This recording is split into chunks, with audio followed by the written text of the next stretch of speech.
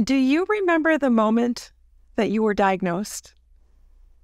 Do you remember the emotions you felt?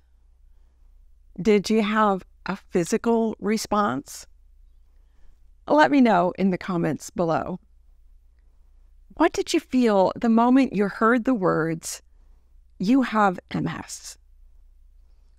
I was expecting my diagnosis.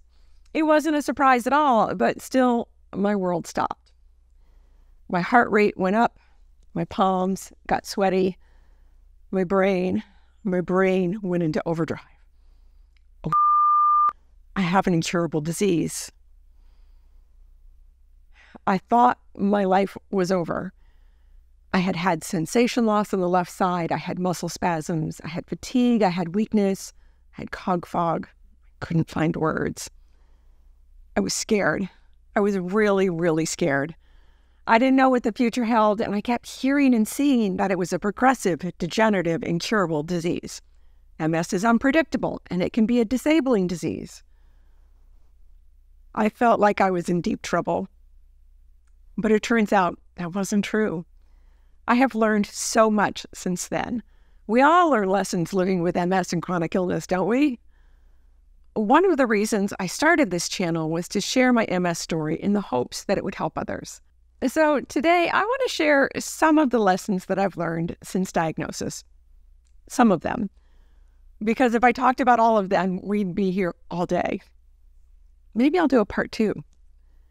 If you like helpful videos on living with MS and chronic illness, please take a moment to like the video and subscribe.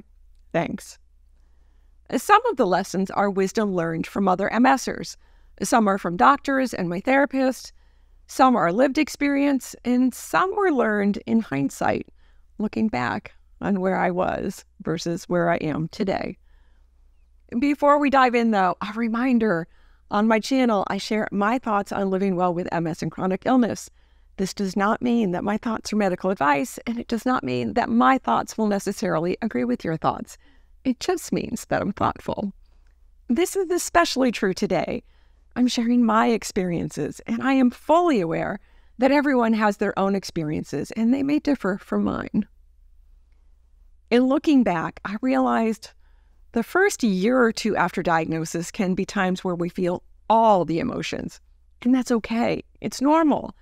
This is a big diagnosis, and it's okay to take some time to digest and adjust to it. Working through the fear and the anger and the grief can take time. Acknowledging the trauma of being diagnosed was important. I also wrestled with the relief of finally knowing what was wrong with me and me saying, no, I don't want this. My sense of self changed. I was different now. I was not the person I was before. So I guess that's lesson 1. It's okay to take time to adjust to life with MS or chronic illness diagnosis. It's a process. It's okay to seek outside help to help with managing all the emotions too. I started seeing a therapist not too long after my diagnosis, and she's been so helpful, not only in dealing with MS, but all areas of my life. And at times, MS has affected all areas of my life. If you're newly diagnosed, I encourage you to be gentle with yourself as you grapple with your diagnosis. The next lesson was one that took a while, and it's a big one.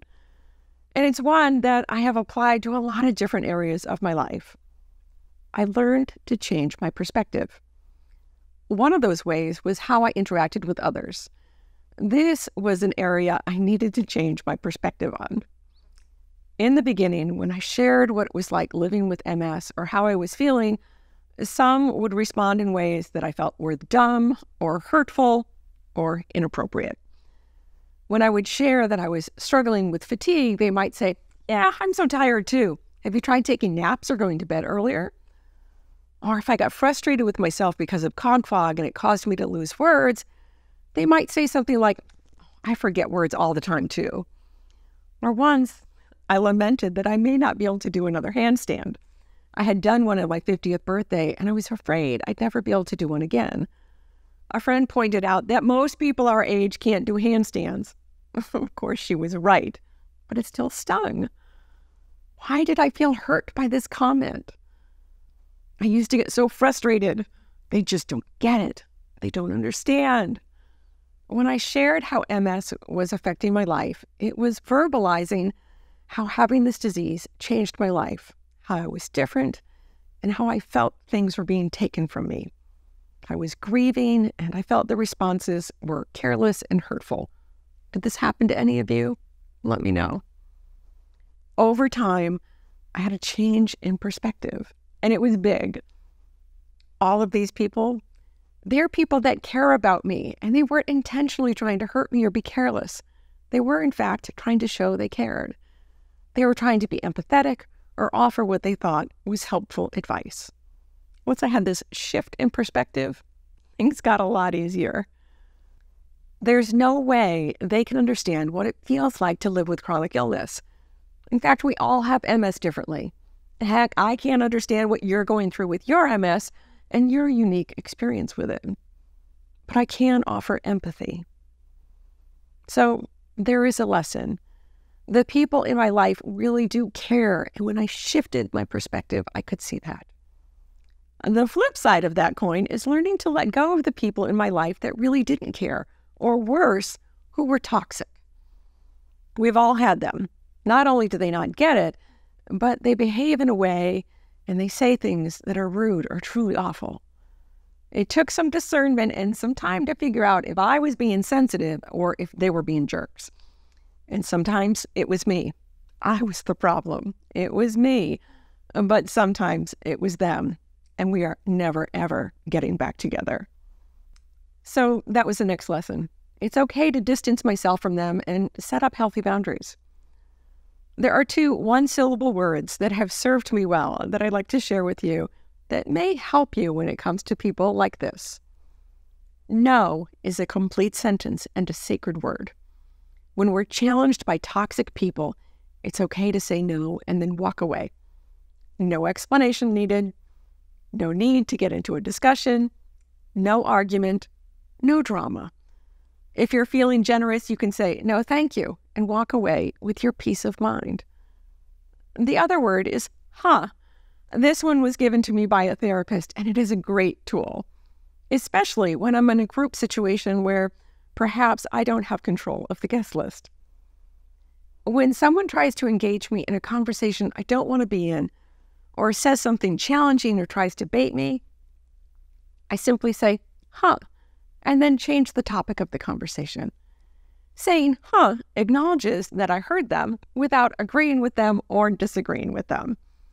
I invite you to try it the next time you're in a conversation with someone like this.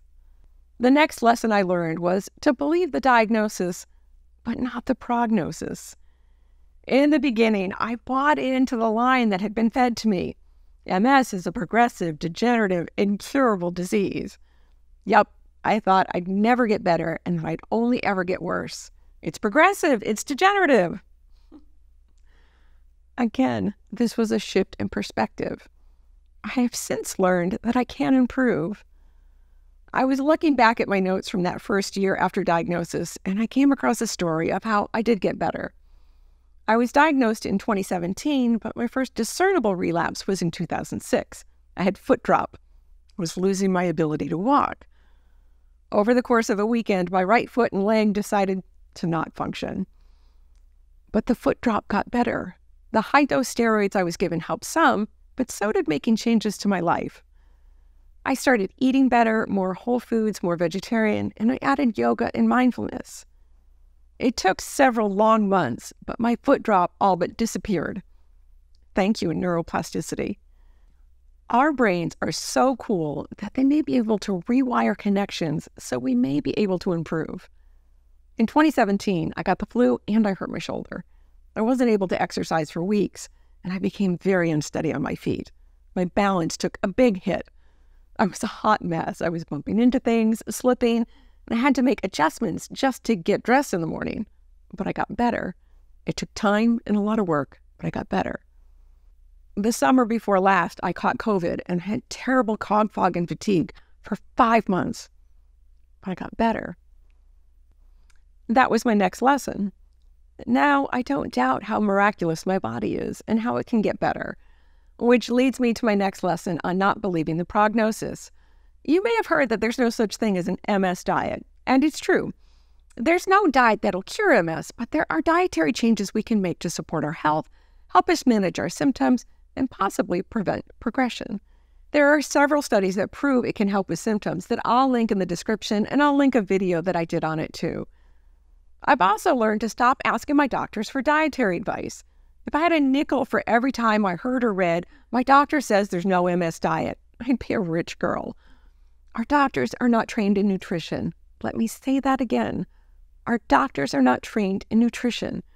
It's not fair of us to expect them to give us advice on nutrition. After my diagnosis, I met with a nutritionist. I went on to get a certificate in plant-based nutrition. I started taking courses and reading studies and reading books on nutrition. I went to the experts on it. In addition to dietary changes to support my health, I have learned how important regular exercise, sleep, and mindfulness are too. I can eat all the kale and tofu I want, but if I'm not taking care of the other areas of my life, it's going to affect my health and well-being. I had to learn how to take exquisite care of myself. I invite you to do 2 exercises. First, think of a person that you love, that you really, really love. It can be a child, a partner, a parent. Then imagine them sick and struggling. Think of all the things that you'd be willing to do to help them get better. Then do those wonderful things for yourself. The second thing is to ask yourself why you want to be as healthy as you can be. Then ask yourself why, again and again and again. It may go something like this. Why do you want to get healthy? For my family. Why?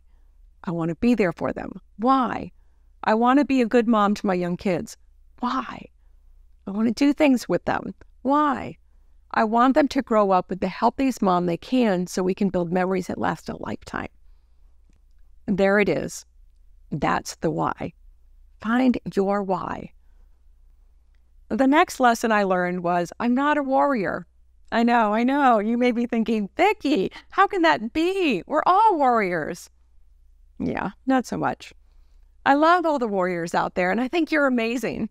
I'm just saying it's not for me. I feel like it's part of the narrative we're fed when we're diagnosed. Many people were telling me I was a warrior and I was going to fight this and I was going to beat this.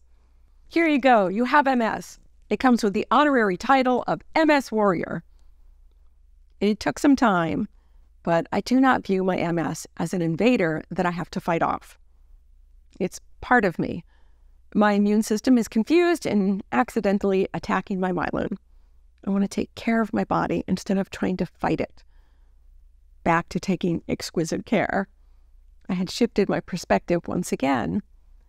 It was also exhausting to be in the fight or flight mode all the time. Being a warrior comes with a lot of stress hormones. Definitely not for me. Being mindful of my health has helped a lot with this one. I took an 8-week mindfulness-based stress reduction class early in my diagnosis, and it's helped me in so many ways. Being mindful of who I am and how I view my MS has changed a lot over the years. The last lesson I want to leave you with today is that our mindset can affect how we live with MS and chronic illness. We can feel hopeless about living with chronic illness, but we can also feel empowered. We can take steps and make changes that can affect our health and well-being. How we talk to ourselves and how we treat ourselves can have a huge effect on how we live. I'm not an MS patient. That implies sickness. I'm a person living with MS. I'm a person. I just happen to have this condition. I also live with scoliosis, allergies, an eye condition, and arthritis, none of which define me. I'm a person that just happens to live with this condition. We have some control. There are over 20 disease-modifying therapies that can slow down or stop the progression of MS. And we can make choices every day to support our health and our well-being. I invite you to seek out stories of hope and healthy living. Be gentle with yourself. Seek out evidence-based ways to support your health and start implementing habits to take exquisite care of yourself. MS is a condition we live with. Everyone has something. Ours just happens to be MS. I'd like to leave you with a story on changing perspective, because most of the lessons I've learned involved changing perspective and it's had a huge effect on my health and well-being. I was listening to a podcast with Dr. Ellen Langer on the topic of mind-body connection, and she gave the example of something we all know to be true that has one answer. What is 1 + 1? We would say with all confidence that it's 2. We believe we are right. We have 100% confidence that we know the answer. But she said, what if we take 1 wad of chewing gum and add it to another wad of chewing gum? We still have 1 wad of chewing gum. If we have 1 pile of laundry and add it to another pile of laundry, we still have 1 pile of laundry. Living with MS or chronic illness is not always what it may seem. Believe the diagnosis, not the prognosis. When we shift our perspective and maybe look at things differently, we may find we can live well with it. And to see more on living well with MS and chronic illness, watch these videos next. Please like and subscribe to my newsletter where I share more on living with chronic illness and some delicious recipes. Until next time, be well.